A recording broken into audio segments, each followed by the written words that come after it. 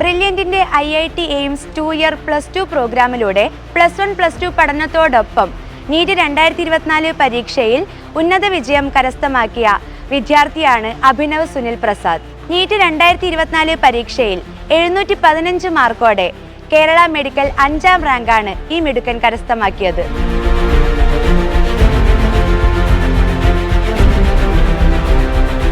തന്റെ +1 +2 പഠനത്തോടൊപ്പമുള്ള എൻട്രൻസ് പരിശീലനത്തിന്റെ വിശേഷങ്ങൾ അഭിനവ് പങ്കുവയ്ക്കുന്നത് നമുക്കൊന്ന് കണ്ടു നോക്കാം. +1 +2 ഞാൻ Devagiri CMI public school Calicut ആയിരുന്നു. പിന്നെ ഞാൻ ബ്രില്യൻറ്റിൻ്റെ ഇൻറ്റഗ്രേറ്റഡ് ബാച്ചിലെ സ്റ്റുഡൻ്റ് ആയിരുന്നു. എങ്ങനെയായിരുന്നു ബ്രില്യൻറ്റിലെ ക്ലാസ്സുകളും സ്കൂളിലെ ക്ലാസ്സുകളും ഒക്കെ?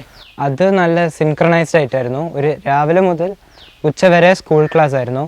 അത് കഴിഞ്ഞിട്ട് പിന്നെ ഉച്ചയ്ക്കും വൈകുന്നേരം ബ്രില്യൻറ്റ് ക്ലാസ് ആയിരുന്നു. അപ്പോൾ അതൊരു സിൻക്രണൈസ്ഡ് ആയിട്ട് പോയതുകൊണ്ട് അധികം ബുദ്ധിമുട്ട് തോന്നിയില്ല ക്ലാസ്. ഇപ്പോൾ സ്കൂൾ പഠിപ്പിക്കുന്ന സാധനം സിമിലർ ആയിട്ടായിരിക്കും ബ്രില്യൻറ്റിൻ്റെ ക്ലാസ്സെല്ലാം വരുന്നത്. ബ്രില്യൻറ്റിൻ്റെ മെറ്റീരിയൽ പിന്നെ നല്ല ഹെൽപ്ഫുൾ ആയിരുന്നു. എല്ലാ മോഡൽ എക്സാമിൻ്റെ മുന്നേ പ്രോപ്പറായിട്ട് എന്താ വെച്ചാൽ NCERT first of all revise ചെയ്യും ആ ചാപ്റ്ററിൽ. പിന്നെ അത് കഴിഞ്ഞിട്ട് അതിൻ്റെ മേലെയുള്ള ക്വസ്റ്റ്യൻസ് ഫസ്റ്റ് ചെയ്തുകൊണ്ടിരിക്കുന്ന ക്ലാസ് നോട്ടും വർക്ക് ബുക്കും ചെയ്യും.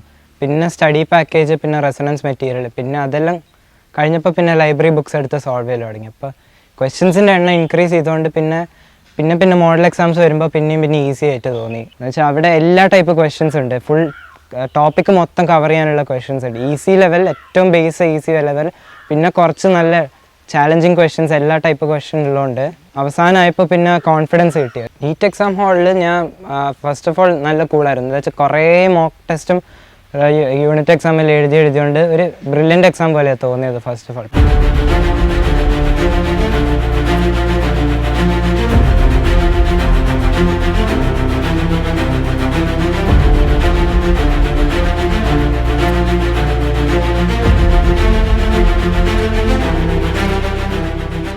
എൻട്രൻസ് സംബന്ധമായ വാർത്തകളും അപ്ഡേഷനുകളും ഏറ്റവും വേഗം ആധികാരികമായി അറിയാൻ ബ്രില്യൻ സ്റ്റഡി സെന്റർ പാല യൂട്യൂബ് ചാനൽ സബ്സ്ക്രൈബ് ചെയ്യുക. ബെൽ ഐക്കൺ അമർത്തുക. ഈ വീഡിയോ മറ്റ് സുഹൃത്തുക്കളിലേക്കും ഷെയർ ചെയ്ത് നൽകുക.